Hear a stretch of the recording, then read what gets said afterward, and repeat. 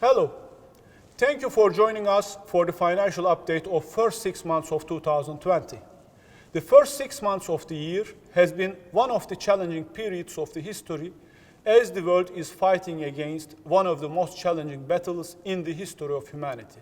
The pandemic has already restructured conventional business models and is likely to be an inflection point for decision-making process and how businesses will be perceived in the future. At the group level, our priority has been the health and well-being of our employees, their families, and our community.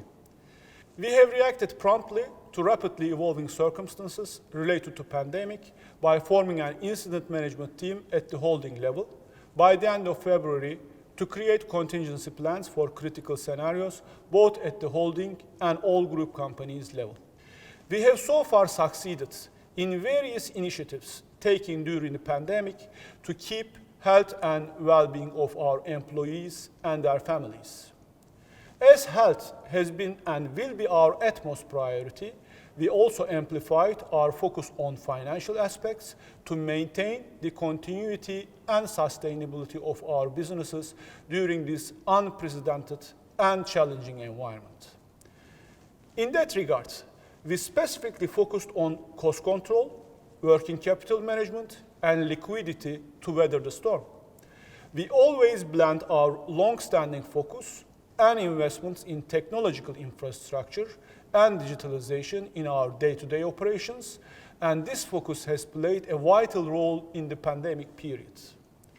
Our companies have not fully suspended their operations and are carrying on their efforts to improve and expand their businesses.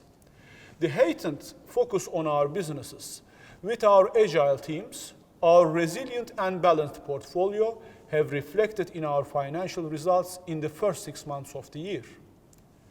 The first half of the year has marked by an increase in operating profitability and stable leverage. And I am proud to highlight that we have managed to deliver a strong set of results in this unprecedented period. As it has always been the case, we also focus on reaping the benefits of this tough environment by not only adapting structurally changed business models in our existing sectors, but also searching for new opportunities to further diversify our portfolio and to strengthen our competitive edge. We have a clear and distinctive long-term strategy in place to set the path for profitable expansion, business diversification via new generation Sabancı that has been introduced in 2017. The combination of our emphasis on business continuity and sustainability, investments in digitalization, and everlasting ambition for profitable growth with a clear roadmap has been the major pillars of our stakeholder value creation. Aside from uninterrupted operations and strong financial performance, we continue to execute our long-term strategy and we have not postponed our future plans. The Capital Markets Board approved the establishment of our Corporate Venture Capital Fund. We are going to use this $30 million fund, particularly for ventures focusing on technology. To wrap up, Sabancı Group entered this unique period with more than 60,000 employees, a balanced and resilient portfolio structure, strong balance sheet, low indebtedness, and advanced IT infrastructure. We have been following the pandemic process very carefully, and we will continue to take all strategic and operational precautions to overcome this unprecedented challenge. Now, our Group CFO Barış will be talking about financials more in detail. First half of the year has been marked by stellar operational performance in a very challenging period when the impact of COVID-19 pandemic has reached its peak. Combined sales up by 2% year-over-year, while improvement in operational profitability led to a 13% year-over-year growth in EBITDA on a comparable basis. Net income was up by 18%, remarkably compared to last year. Our balance sheet is strong. Our combined non-bank liquidity, excluding financial services and tobacco, at the end of the period was 8 billion liras, including 1.6 billion lira of cash at the holding level. With the funds of roughly 3.8 billion at the financial services, the group's total liquidity reached to 12 billion euros. Our non-bank debt levels remained stable despite the tough operating environment. Our net debt to EBITDA remained unchanged at 2.2 times. Our non-bank consolidated FX position reached a long level at $343 million as of June, up by 11% compared to last year, as we continue to keep our focus on minimizing the impact of currency volatility on our financials. Let me give you a brief update on what's happening on the ground. Local markets have gone through a very sharp slowdown in spending and economic activity until the end of May. But we started to see a substantial recovery in June, which is still valid as of today.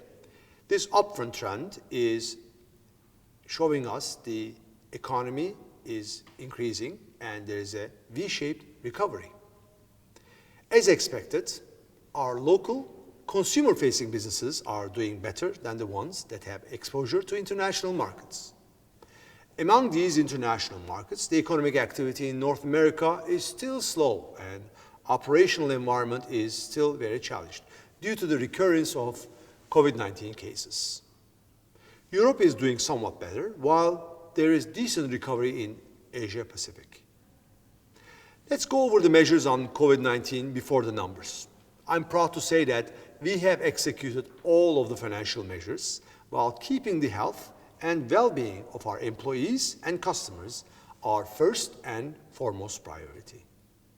As you might recall, we have summarized our financial priorities as business sustainability, cost control, working capital management, and sustaining our solid liquidity. As part of the business sustainability measures, our major initiative is to keep providing uninterrupted operations and services. The planned closures of our group companies have been temporary, and apart from various scheduled shutdowns in some plants of Kordsa, all of the plants are currently operational. In the bank, energy and food retail businesses, we continued our services without any disruption. The demand surge in e-commerce channels was successfully met thanks to technology investments and adjustments in operations. Our technology retail has shifted its entire operations to e-commerce until the stores opened as of the 1st of June. On the spending and working capital measures at the group level, as we have committed, we rationalize our spending, which has resulted in a solid improvement in our combined EBIT margins. We cut non-essential capex by revisiting the timeline of our plans. Our working capital efficiency also improved compared to last year, owing to our optimization efforts. Finally, on the balance sheet and liquidity measures, we kept our liquidity rock solid and reached 12 billion euros. We have not only updated the credit limits, but also benefited from declining interest rates at the group level and reduced our interest expenses. Operational cash flow remained at 3.4 billion lira, solid. As we have mentioned before, compared to year-end 2019, net debt to EBITDA remained unchanged. On a comparable basis, we maintained our solid financial performance by posting a revenue growth in a very challenging operating environment, coupled with 13% year-over-year growth in EBITDA and an attractive 18% year-over-year growth in consolidated net income. The solid trend in our non-bank ROE continued in Q2 as well. As of the second quarter, our non-bank return was resilient and reached 13.3%, surpassing 10-year average bond rate of 12.2%. In terms of combined revenue breakdown, excluding the bank, the combined revenue driven by strong performance of energy, retail, and financial services segments. Energy benefited from top line on the regulated asset base, i.e. our grid investments, growth in distribution business, and higher prices. Retail revenue growth sustained by strong like-for-like revenue, driven by increase in overall basket size. Financial services revenues were driven by growth in total protection premiums on life and pension business. Non-bank combined EBITDA growth led by energy, financial services and retail on a comparable basis. Energy EBITDA growth beyond the grid, we have positive impact coming from lignite coal performance and higher spark spreads captured in natural gas plants thanks to our hedging strategy. Financial services segment EBITDA growth maintained by improved combined ratio in non-life and solid growth in life protection volumes. Retail segment's EBITDA growth sustained by solid increase in top line. Non-bank comparable consolidated bottom line growth was driven by energy and financial services segments. Energy segment growth was driven by strong operating performance and lower financial expenses thanks to strong refinancing. Financial services bottom line growth is a pass-through of operational success. Retail segment managed to reduce its loss thanks to improved operational profitability, lower financial expenses, and lower credit card fees, especially in electronics retail. During the post-COVID-19 era, we at the group level will be focusing on capturing recovery in demand, maintaining a robust balance sheet and high liquidity, taking advantage of new organic growth opportunities while the economy is rebooting, and maintaining a vigilant stand against the risk of relapse of cases.